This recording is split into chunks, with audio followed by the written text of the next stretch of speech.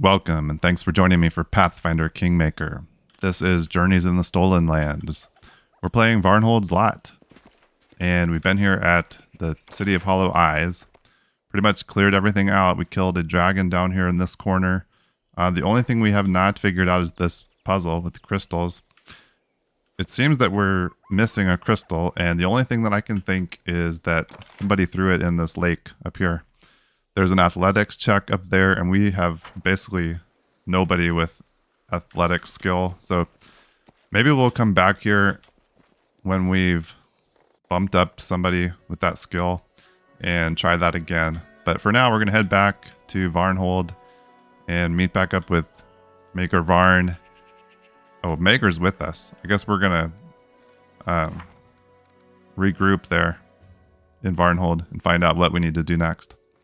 So we'll see you there. Wonderful. Now the Centaur barbarians have added themselves to our already too long list of problems. We'd best order long pikes for the infantry and beef up the fortifications. Or we could avoid fighting them and save the money for something more urgent than battling barbarians. I believe we should set up a camp for the night. Okay, so we're on our way home and we don't get to control our travel here. They decided it was time to stop and camp, so that's what we're going to do. We've been carrying around these camping supplies. I guess we might as well use some because that's contributing a lot of weight. We had to drop some equipment even to be able to move out of here. We'll go like this. We do have one of our characters dead, so we're going to have to find a way to raise him. Unfortunately, we have to spend gold on a scroll. Okay, so we decided to take a alternate route here and ran into somebody. What's this gonna be? More centaurs. We got Cyclops. I know who that is. Get your paws off me. That's gotta be Willis. Defeat is not He's just gonna run right by and let us fight the Cyclops. Thanks a lot, buddy.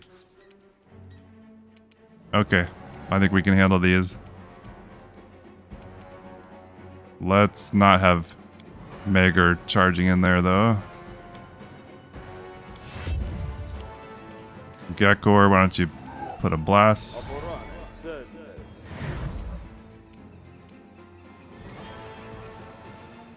Move him back a little bit. Zombie Cyclops. That's right, these things are zombies. Forgot about that little wrinkle. Solid plan. Idalia, get in there. And Tahara, let's get these freebooter buffs going.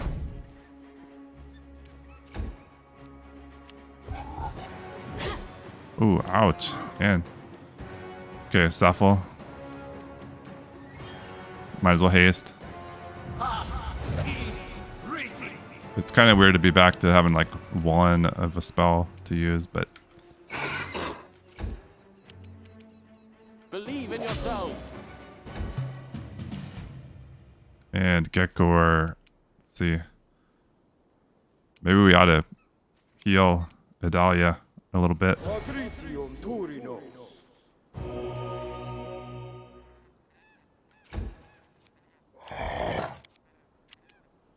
Forwards. All right, Tahara, let's get in here. Nice. See, maybe if we can bring down one of them, then we can just real time the other one. All right, let's go.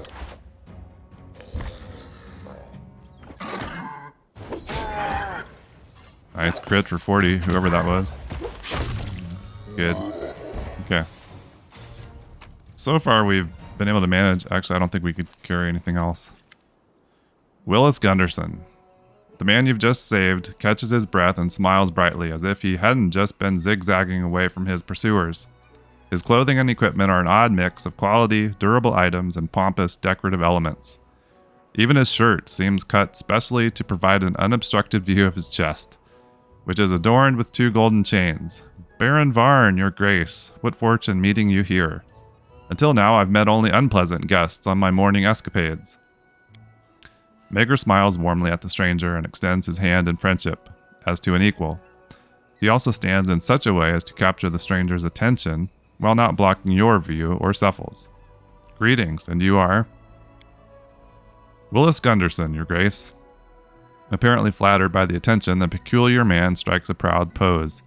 Scientist, traveler, and researcher of antiquities, at your service. It is a pleasure to see that my barony attracts such educated people, and it is most regrettable that they must face such difficulties. Maker nods towards the dead, now entirely dead, Cyclops. Where did that creature come from? I've no idea. Willis' voice seems tranquil. I was enjoying the view and taking notes when an ill-mannered simpleton stepped into my light. I politely asked him to step aside and allow me to finish, but he wouldn't listen. And when I turned around, I knew he couldn't have, for zombies have as much reason as manners. Okay, perception 15. Look closer at the traveler. While Mager entertains the traveler in conversation, you carefully examine his gear and clothes.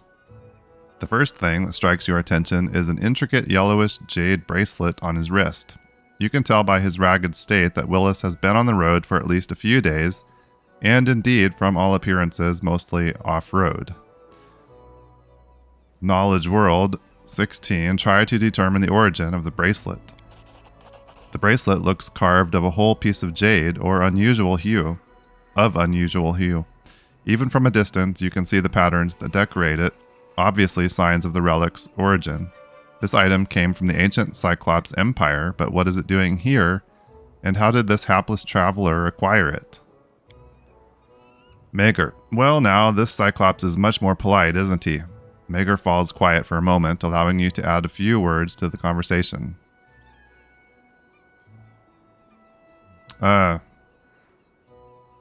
Willis, aren't you, cold in those clothes? Not that I don't enjoy the view. Idalia, you tigress. We barely saved the lad, and you're already sinking your claws into him. And such wickedly sharp claws, anyone would be smitten. Willis Gunderson returns your interested look, obviously flattered by your attention. And my daring companions are trying to avoid claws at all costs. A fair reproach, I feel ashamed. Okay, did we try some diplomacy? So you are an antiquity specialist, Sir Gunderson. That bracelet you're wearing is certainly ancient, isn't it? Failed. This knick-knack, I don't think it's of any interest to you. Okay. So you are a specialist in antiquities? What a coincidence. I'm also quite interested in them. Of course. Would you like to look at an amusing item from my collection? Willis takes off the bracelet and presents it to you, while carefully standing so the light flatters him. He's checking the light around him for best place to stand. This knick-knack is my latest find. I found it on the river shore. It would seem the water washed it out of some ancient burial mound. No doubt it is very ancient and may have serious scientific value. I haven't dated it precisely yet. You must understand such things take time. But I swear Desna herself guided my hand. Mager approaches and pats the lad on the shoulder, gently taking the bracelet from Willis' hands before he can object. This is quite interesting. The barony doesn't yet boast of its scientific achievements, but I think we can find a specialist who should be able to determine the bracelet's origin. If this is a precious item, your efforts in finding it will be generously rewarded. Here, take this as an advance. He takes a purse from his belt and hands it to Willis. Where did you say you found it? By the river. Willis seems taken aback by expropriation of the bracelet, but regains his smile when he feels the weight of the purse he'd just been handed. I'm only happy to help in any way I can, Baron Varn. With your connections, we'll surely discover the origin of this find, and meanwhile I may employ my time on something just as useful. Did you know that besides scientific articles, I also write fiction? And I cannot pass up the opportunity to write about the exploits of the Varnling host, and chronicle your first steps as a baron. You wouldn't mind, would you? Is he going to be our narrator? So as long as they don't ask me to sit for a portrait, Mager laughs infectiously.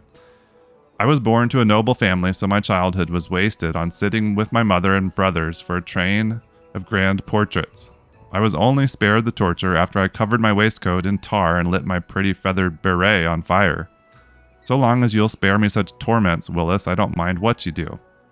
You should find some place to settle in Varnhold and get to work. I will send word when I receive news about the bracelet. As you wish, Your Grace. It was a pleasure to meet you and your companions. Willis Gunderson gives you a curious look, then turns and walks off in the direction of Varnhold, still hefting the purse in his hand. All right. So, I wonder if Willis kind of takes the place of Lindsay here for this story. Mager follows him with his eyes for a time, then scoffs. That went well. Of course, the lad is lying through his teeth, but we got more from him than we might have hoped. Varn looks pensively at the bracelet. Cephal. Why did you invite this Gunderson to Varnhold anyway? Do we really need even more foolish treasure hunters in this backwater? My mercenary gut. 9 times out of 10, when my gut tells me to keep my eyes peeled, the situation is about to get bad. Of course, there's always the 10th time, and my gut is merely predicting a severe hangover, but I don't think that's the case this time. Mager frowns for a moment. Maybe Gunderson really is just a charming chatterbox and he ran into that dead Cyclops by accident. And maybe this bracelet is a simple piece of jewelry, but something in the story doesn't sit right. I suspect that Gunderson lied about finding it by the river. He'd clearly been wandering for days, through dungeons by the look of him. Didn't I tell you, Cephal, there's something wrong here. The bracelet is an ancient Cyclops relic. It doesn't take a specialist to see that. Cephal, I agree. Perhaps we shall find a Cyclops treasure around the corner.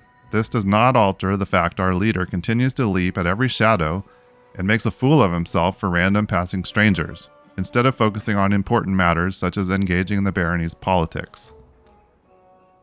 The lad finds an ancient Cyclops relic in a dungeon, runs out with a zombie Cyclops at his heels. I see no mystery in what happened here. A keen nose and an eagle eye. Mager pats you on the shoulder in approval. I hope that dead Cyclops is the only thing that crawled out of wherever that lad stole this bracelet. What a story. We've hardly solved our problems with the centaurs and we've already got a whole new riddle. And a personal chronicler along with it.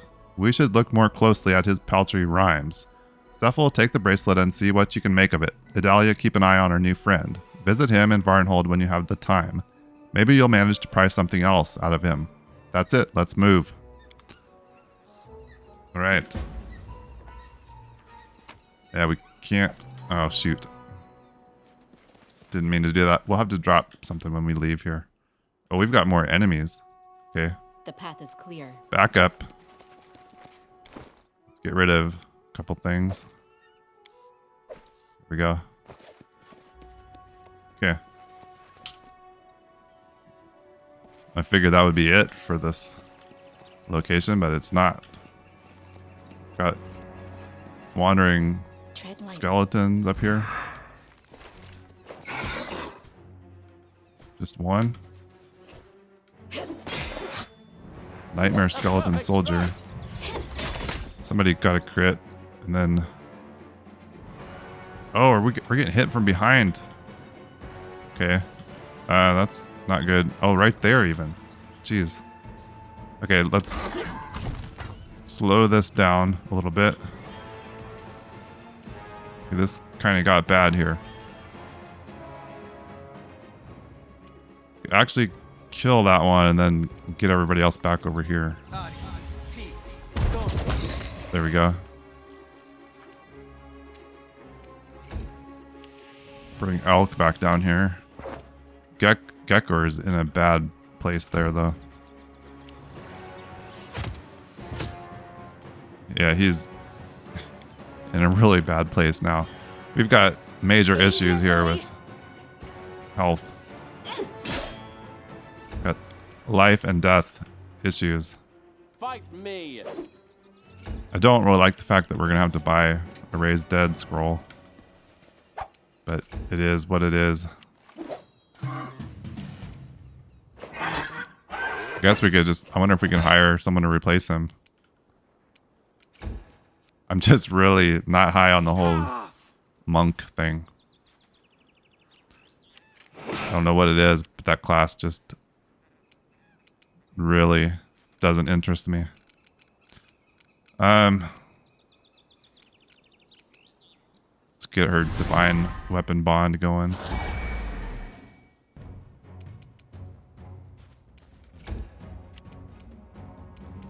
Victory is near.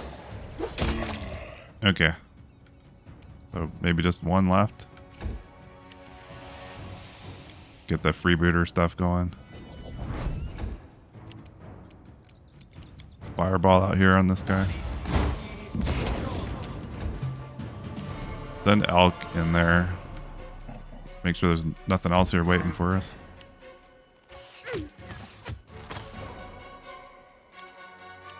Send her up. And then we'll just let it run. Let everybody get in there. Everybody who's still standing.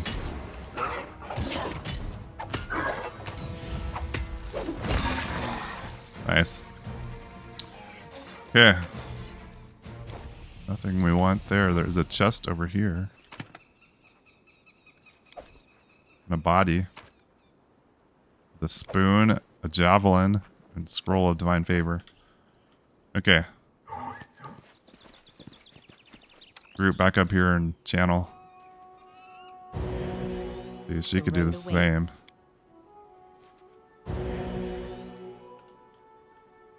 Alright. Oh, let's check this guy's body.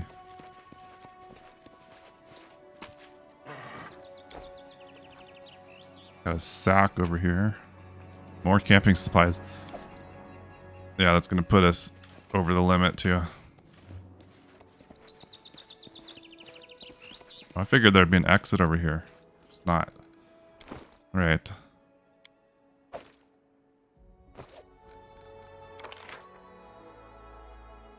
I actually can't even see an exit, so maybe it's down path here. Let us be careful. Over here. Have a look. Got a log there. Potion of Feathers Step. That's a new thing, I think. Subject ignores the adverse movement effects of difficult terrain. What's this here? Looks like something. I spotted something. Yeah. Okay, hopefully there's an exit over here. There we go. Okay, let's see if we can get to Varnhold.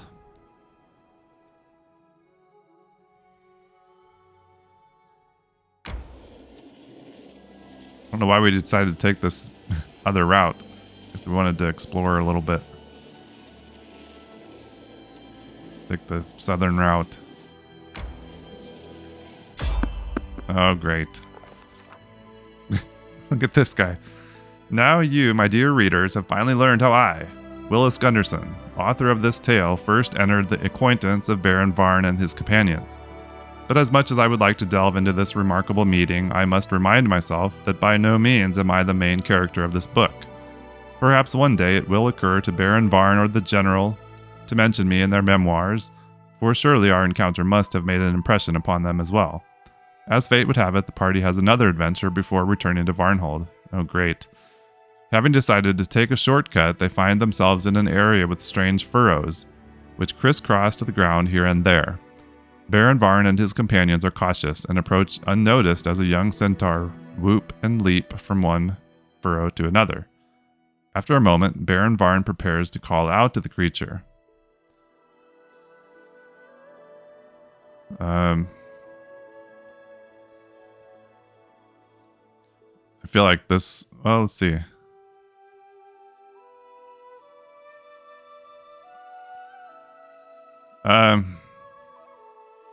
Cephal tries to stop him, but then the general nods and the Baron calls out in his bold voice, drawing the centaur's attention. He looks friendly. Surely. Oh boy. The call comes just in the nick of time. The centaur freezes and turns toward the party. That very same moment, the jaws of a great monster emerge up from the earth, right where the centaur would have stepped, should he have continued on his way. With barely a glance, the seasoned Varnling host recognizes the monster as a bulette, a sleek predator which attacks its prey from under the ground. Baron Varn takes up his sword, steadfastly set on settling the matter himself. Okay, you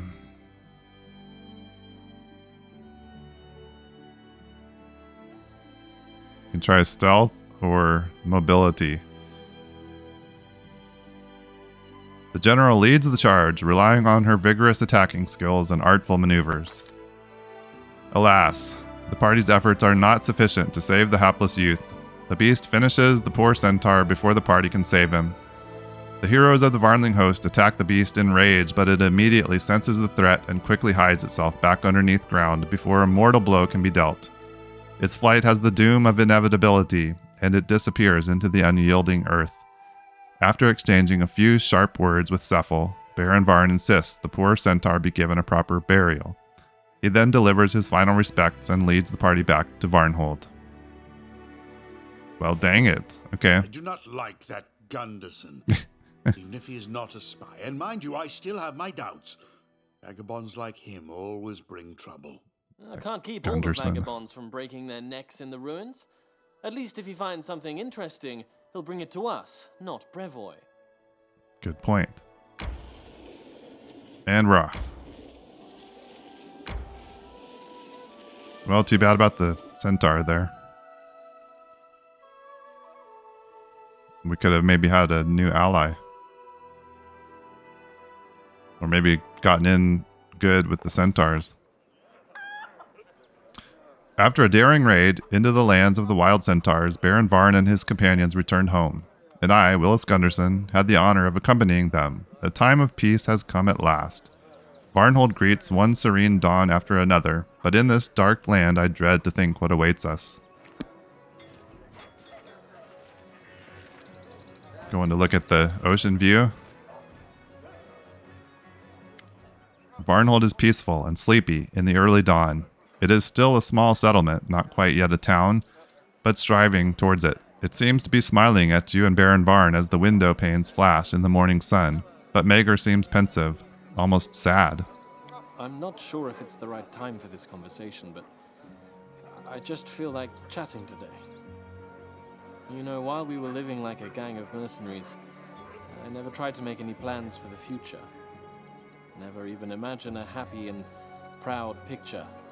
Myself in 10 years, who had made all his dreams come true. I considered it bad luck. A little superstitious like that. And it's easier when you're not thinking about your future. It's not so scary to dash into risky situations.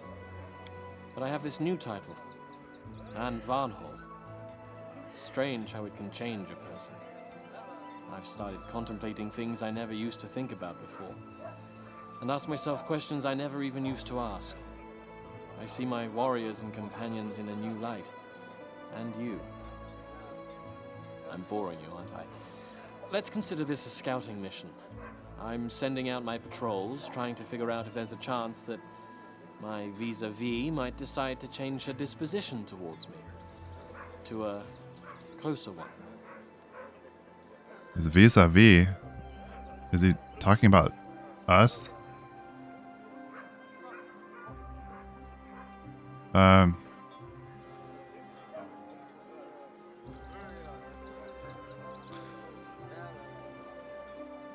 can't remember now. I feel like there was somebody else that she was interested in. Besides Willis. But now I can't remember who that was. What I'm thinking of. We've known each other quite a while. Why haven't you talked about this before? That's a good question. Probably because just a year ago we were living from one fight to the next. And the only thing I could offer a woman was a night in my tent and a chance to become a widow before she ever became a wife. So do we let him proceed with this? Scouts report back that the maneuver you were asking about is more than possible. Not a single report has ever made me so happy. Wait, who's that running after us?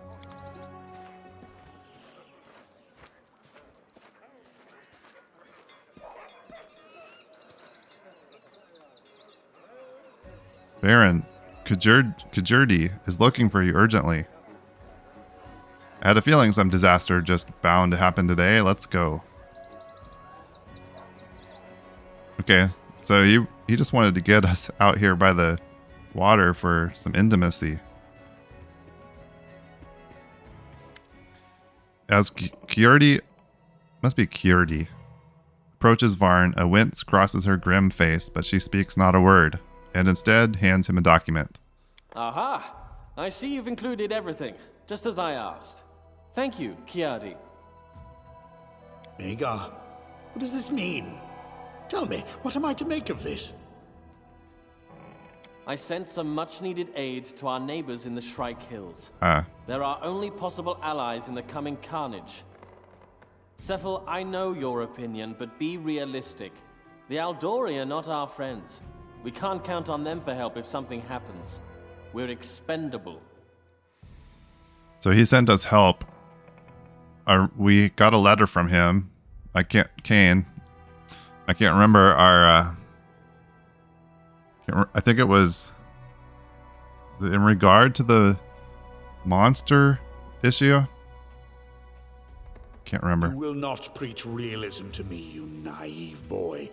Yes, we are bargaining chips to them. That is exactly what I'm basing my politics on. A delicate contraption which you are smashing to bits. War will come to Brevoy, even you can see that. But as long as it hasn't yet begun, it can scarcely do better than pretending to be the Eldori's most loyal vassals. I think she goes with number 2 here. Cephal, you're not making any sense. You say that an alliance with the Aldori will end in a bloodbath. That surely means that we'd be best to keep away from them. And how are you going to manage that? Perhaps Varnhold will grow a pair of legs and we shall ride it to the other end of Avestan. Or maybe we'll erect sails across the barony and sail far, far away from Brevoy.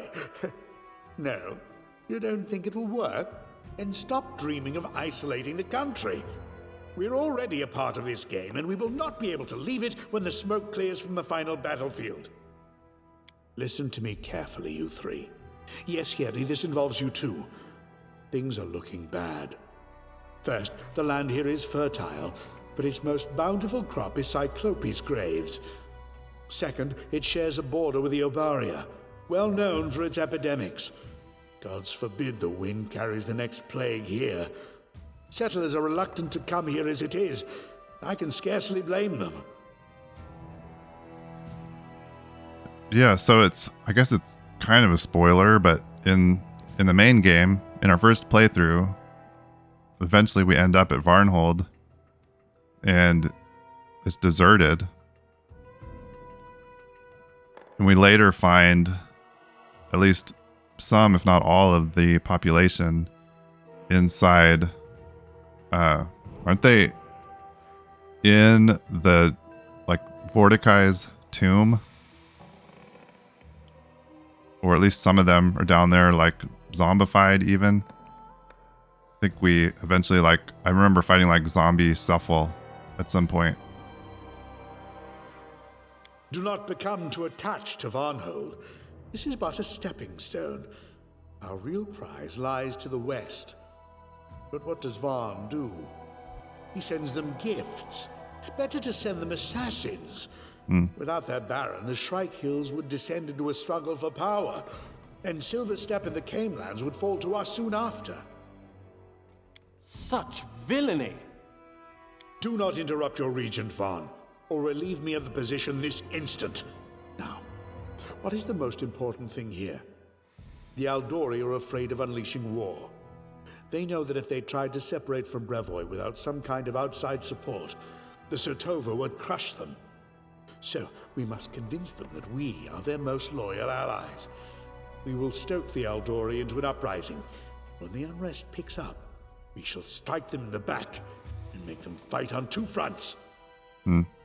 While you, Your Grace, were drinking wine at the feast, I was busy acquiring a map of Nivotka's Crossing. Look at these fortifications. If we could seize this town, we'd win a significant piece of Brevik land along with it. After we've assisted the Sotova in hanging the Aldori on the gates, They will allow us to keep part of what we have seized as reward. Then we will have peace and prosperity. Okay. Get out of my sight, Sephel. Get out! Never would the name of Magar Varn be tarred with such abominable villainy. It never happened while I was leader of a mercenary party, and won't happen now that I'm Baron. Great Asmodeus, what did I do to deserve this punishment? Why do I deal with you at all? I should have taken my share and retired a long time ago. I'll be off somewhere soon enough. To Absalom or Cheliax. I shall read books on the porch and drink wine, while you do whatever you want. Burn the city down and get yourself killed. Come to me later. We need to talk. I can't believe my ears. Must the history of our country begin with such villainy? Oh, Sephel. Sephel. Well. Let the old devil cool off. I'll talk to him later. Is that all, Kiadi? The dwarf shrugs and hands him another paper. I see. So, we've got a revolutionary from Galt on our hands. A tavern keeper writes us. She saw the revolutionary walking around, stirring up the people for an uprising. Well, you're the general. You go and deal with it. Talk to the tavern keeper. Find out where to look for this instigator. Well, far be it from me to teach you how to do your job. When you finish, report back to me. By the gods, what a worry. Uprisings, intrigues, these damn letters. That Gunderson and his bracelet. And the Baron has to see to all of that, and listen to everyone's complaints while he's at it. What a nuisance. Yeah, being a baron is a tough job. So maybe Magar wasn't quite up to the task.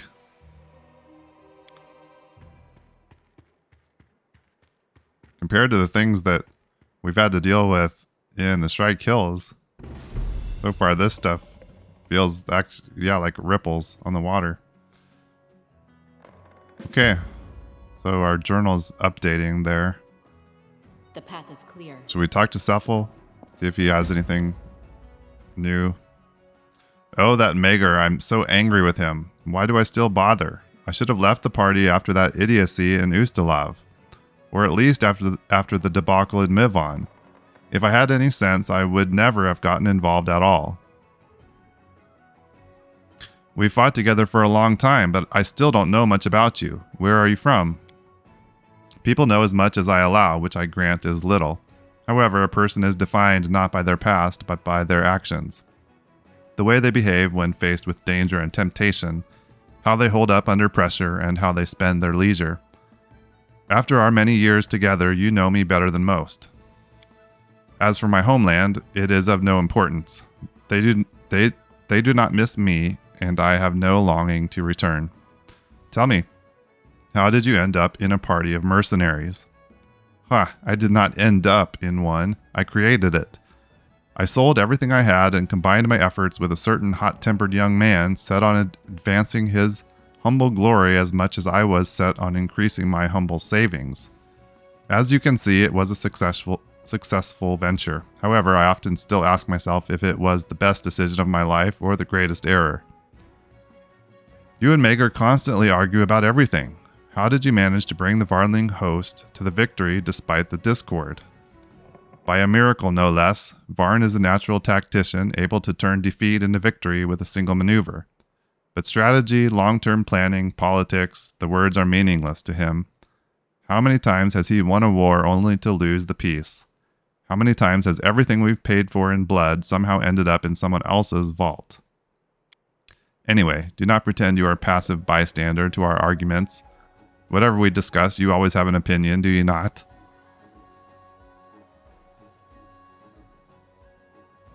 This is true. And I've managed to convince Magar that you're right on more than one occasion. So you answer your own question. I could not succeed alone, but when our commander hears two voices of reason, sometimes he heeds them. What do you think about this Gunderson? I cannot see any point in keeping that loafer in the capital. To hear him singing about his questionable feats at the tavern and flirting with anything that moves, people like him can be helpful out there in the ruins where they crawl around discovering interesting facts and useful items. I would give him a half-empty purse, perhaps even a bit of magical gear, and send him back out on the road. If fortune favored him, he might return with something interesting. If not, then good riddance. And that bracelet he scrounged up is in fact quite interesting itself. It is not magical, no, but it may point to an ancient Cyclops treasure and riches worth far more than gold. I would like to show this artifact to a knowledgeable historian, but where are we to find one in this backwater?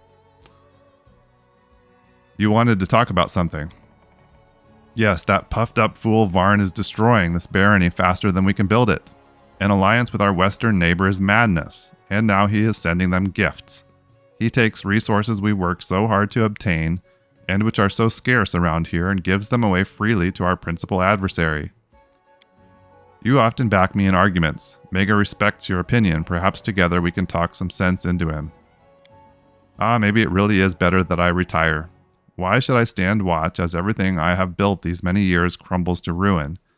I know not what to do with him or even how to talk to him. Tell me, what do you think of all this madness? Yeah, I don't know. You say that Mager is reckless, but in fact you're the one dragging us into a dangerous venture.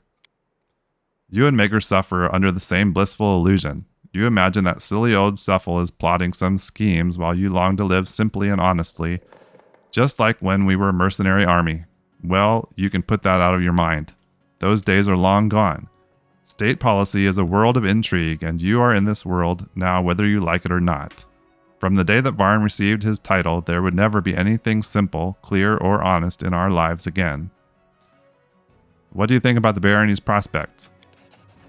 I am none too hopeful, at least not until Varn gets his head straight and starts learning to see things like a politician, not a brawler. The experience of our shared ventures does not reassure me. Need I remind you how we hunted the Noose, that infamous witch? I have no complaints about you, of course. You strictly adhered to the plan, and indeed we were able to seize the witch. But the plan itself? Using a party leader as bait, risking havoc in case of his death, it was completely insane.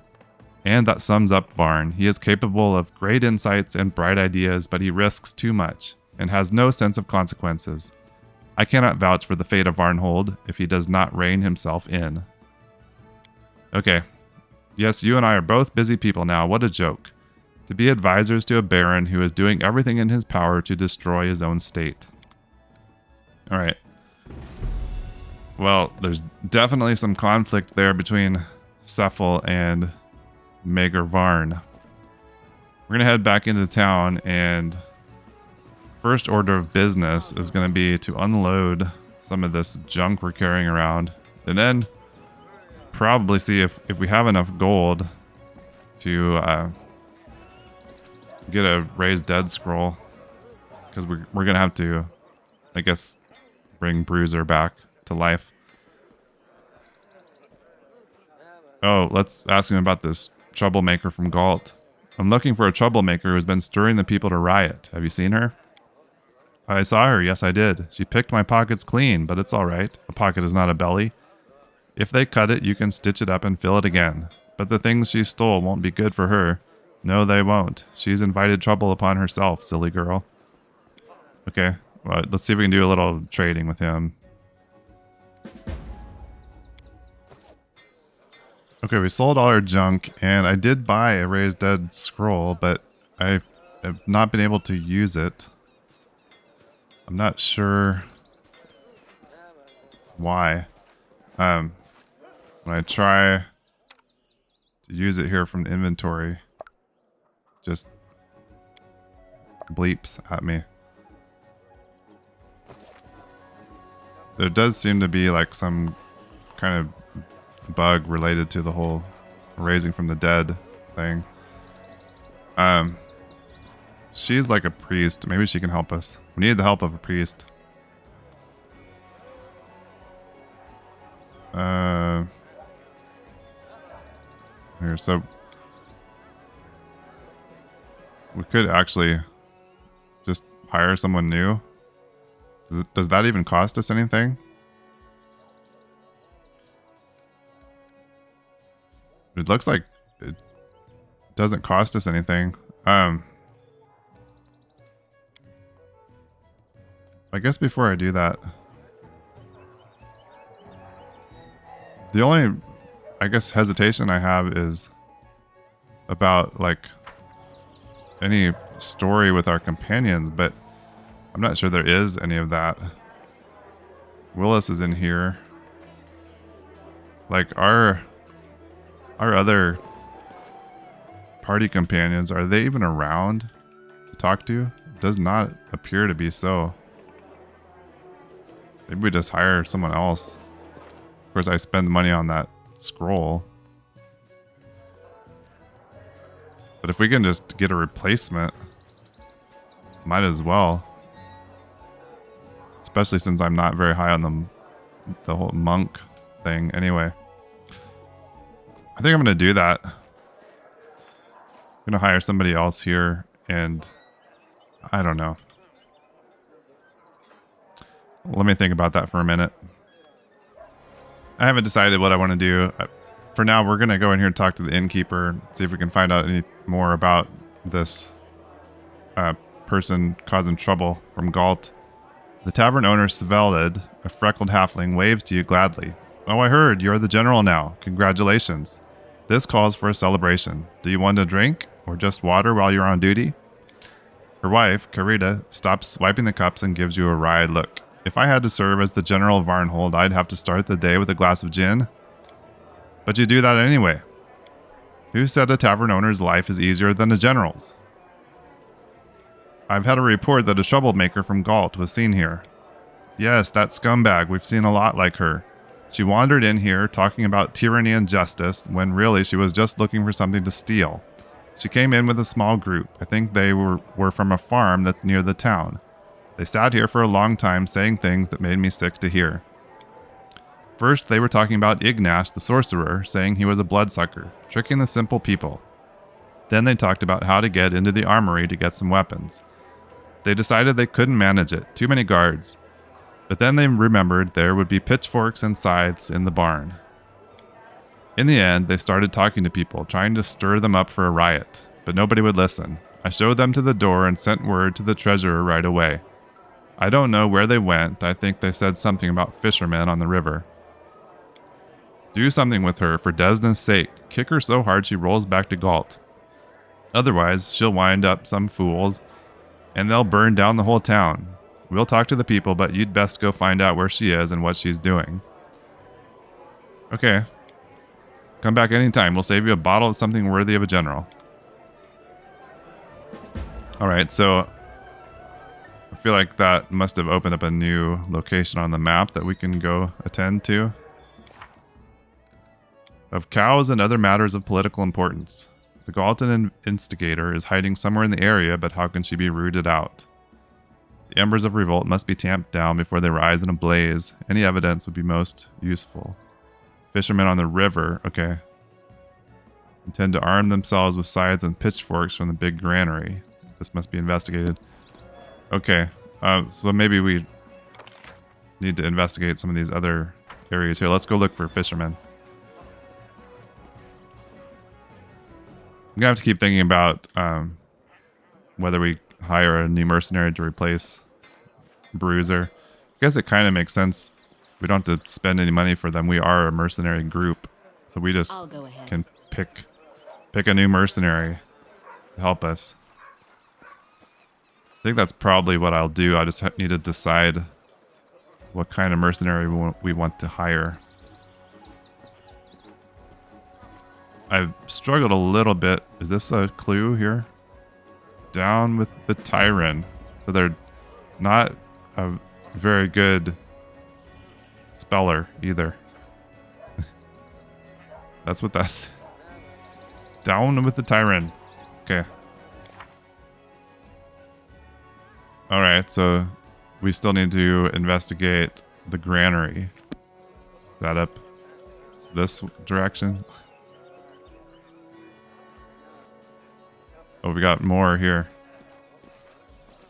We will win. This person a goblin? The path is clear. Got more graffiti. Up the revolution.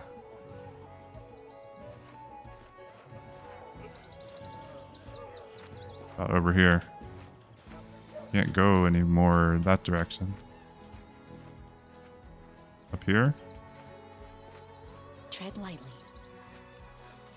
Yeah, so I was saying, I'm not sure how, I guess, much like brain power I want to put towards this as far as creating another character. Not sure why we can't get Bruiser raised from the dead. I must not be doing something right with the scroll. But I am thinking maybe just hiring someone new anyway would solve the problem of being down a party member, and would also relieve me of dealing with, here's something new, the monk class, which I just don't care for. A barony of our own, that's quite an undertaking, haha.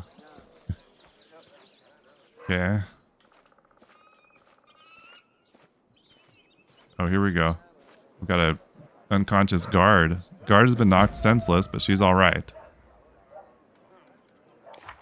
None of the general's leads have yet uncovered the troublemaker, but maybe the tavern owners were able to discover something. Okay, let's go talk to them again. What was this? They took the pitchforks, scythe, and flails from the barn, anything that could be used as a weapon.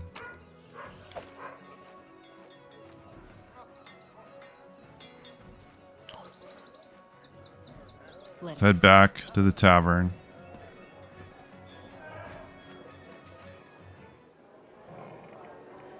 It's valid. I looked around but haven't found the troublemaker yet. Do you have any news?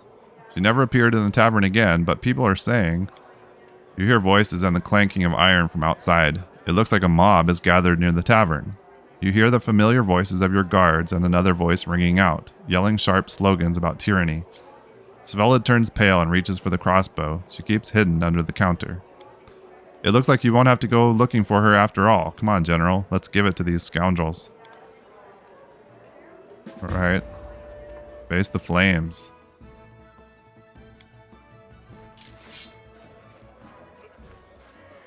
They're all in sync. The situation is growing heated. Varn's guards, their weapons drawn, stand opposite a group of settlers who are yelling revolutionary slogans. You see some of the local fishermen among them. There's a half-orc woman in the front row wearing a bright cape and shaking her weapon. She's obviously not from around here. Down with tyranny. We will not be treated like cattle. You can't enslave us. Calm down now. Noticing you, the guard sighs with relief. Here is Adalia, the general of His Grace Varn. I'm sure she will deal with your problems, so we can all go home peacefully. What's going on here? I am Leonta Micho of the revolutionary Crimson Swans of Galt. We have freed our own home from tyranny, and I will not stand by as your new feudal lord tramples the freedom of these people under his boots. Kings, barons, earls, ordinary people are like cattle to the nobility. We will not allow this new state to become yet another prison for the people who groan under the yoke of tyranny. We demand that Maker Varn relinquish his power, proclaim these lands a people's republic, and gather a constituent assembly. And what is this on your belt? Why, it looks like a wand of invisibility. What need do you have of that? What wand? We're talking about the cows, and she's going on about a wand. She's just trying to distract us. Okay, great. Citizens, don't listen to the tyrant's henchmen. Don't give up. Fight for your rights. Don't you see, so long as a sovereign rules over you, no one will care about your suffering. Your cows, your fields, your homes, all of this is at risk until you become your own masters. Down with the Baron. The time of the people has come. Okay, I don't think we're probably going to get any of these, but I guess we try. This woman is the instigator. She put you up to this. She wants you to fight with the soldiers so that she can play political games while you spill your life's blood. Failed. Oh yes, the henchmen of dictators see evil everywhere because evil is all they know. But we are not like them. Our hearts are pure and the intentions are noble. To arms, my friends. To arms for our freedom. Inspired by the revolutionary's speech, the settlers draw their weapons and move toward the guards. The latter raise their weapons and grit their teeth. A bloodbath seems inevitable. Another failed perception check. The revolutionary grabs a magical wand from her belt. Before you have a chance to react, she casts an invisibility spell and disappears. Great. The guards loose a battle cry and attack the crowd. The first blood drops fall to the ground. Carnage is inevitable. Great. Okay. Well, I don't think this is going to end too well for this group. Adalia. We've got a little halfling peasant there. Another one there. Yeah, this is not going to make her very happy at all.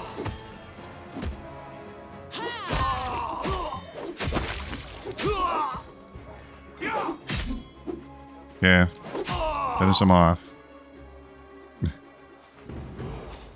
So that could have gone better. Report the results to Baron Varn.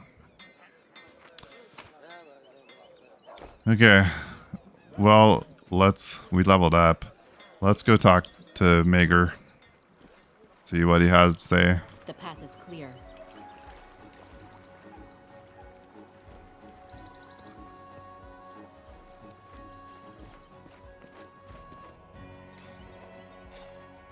I'm not sure if there would have been a better way to handle that. I guess if we would have passed some of those, like, diplomacy and perception checks that we had, maybe that would have gone better. So, did you handle those troublemakers? On top of everything else, an uprising is just what we need. I have handled the troublemakers. So our people died at the hands of our soldiers, and the troublemaker who led them to their deaths walks free. What's to stop her from leading another lot of gullible settlers to the slaughter? I never expected such a failure from you. Yeah. Mager casts an attentive look at you. This barony is our common burden, Adalia. I hope we have the same understanding of the great responsibility we bear. Something else has come up. We need to discuss the new trainees. Recruitment needs to be... What's that noise? Who's making trouble? Uh-oh. Willis. Your Grace, your hour has come. Or that didn't sound quite right. I mean, it's your time to shine. To show off a bit even. Your subjects require your protection. Will you refuse the pitiable creatures a heroic feat? Who's this? Svetoslava. You're the pitiable creature. Now stop fussing and be quiet. I'll explain everything myself. A woman wearing simple peasant clothes steps forward, pushing Gunderson aside. Your Grace, my name is Svetoslava. I am from the village of Old Stump. We've lived here a long time and always minded our own business, but since you started to rule here, we became, as it turns out, your subjects. Well, we paid our taxes on time and brought you grain and meat, but now woe has come upon us. So it's your turn to prove that you're good for more than collecting taxes. Old Stump has been revealed. I honor my duties to my subjects. What has happened? No, Cephal's going to intervene here. Do you remember, Your Grace, that unforgettable day of our first acquaintance when we met those terrible, but in a way quite amazing creatures? Well, Svetoslava, why do you keep butting in, you rattlebox? You keep quiet. I'm not dumb. I can talk. So, Your Grace, woe has come upon us. Dead Cyclops have risen from their graves and are moving slowly towards our village. If you don't help us, they'll gobble all of us up in no time. Willis, you seem nervous. What is it? Willis looks away. Well, how do I put this? I think to a certain extent, I may be partially responsible for what's going on, metaphorically speaking. Because I was first to be attacked by the Cyclops, you know. What if I'm the one who brought them here? It's unlikely, I know, unless they're here to reclaim that bracelet. But calm down, the Cyclops are our problem and we're going to solve it. I'll lead a party personally. Adalia, choose the best of the Varnling host. We march at once. The others will remain here ready for battle, in case these Cyclops come here too. Zombie Cyclops. I'd say it's unheard of, but as this young man pointed out, we've already met them once, and that means we might meet them again. If we're to protect the barony, we'll need to find out more about them. I will go with you. We must try to discover where they came from and what we can do to stop them. Thank you, Your Grace. There is another problem, though. These zombie clops, they have the power to control a person's mind. When the monsters came, some of our people became insane. They began to worship them. You must do something about these lunatics, or they'll kill us all themselves. Thank you for the warning. We'll do whatever it takes to help your village, Adalia. Cephal, are you ready? I need to prepare. Okay. All right. So we have a directive, and I think that means we are probably going to need to go ahead and hire somebody new. So I'm going to think about that, think about who we might add to our group to replace Bruiser. Maybe we can't use Raised Dead Scrolls. That doesn't quite track, but I don't know why it wouldn't let me raise him. So I think we'll hire somebody else and we'll get her leveled up, and then we will head to Old Stump with Maker and Cephal and see what's going on there. Thanks for being here. Thanks for watching. I really appreciate it, and I hope to see you again next time here in the Stolen Lands. Bye-bye.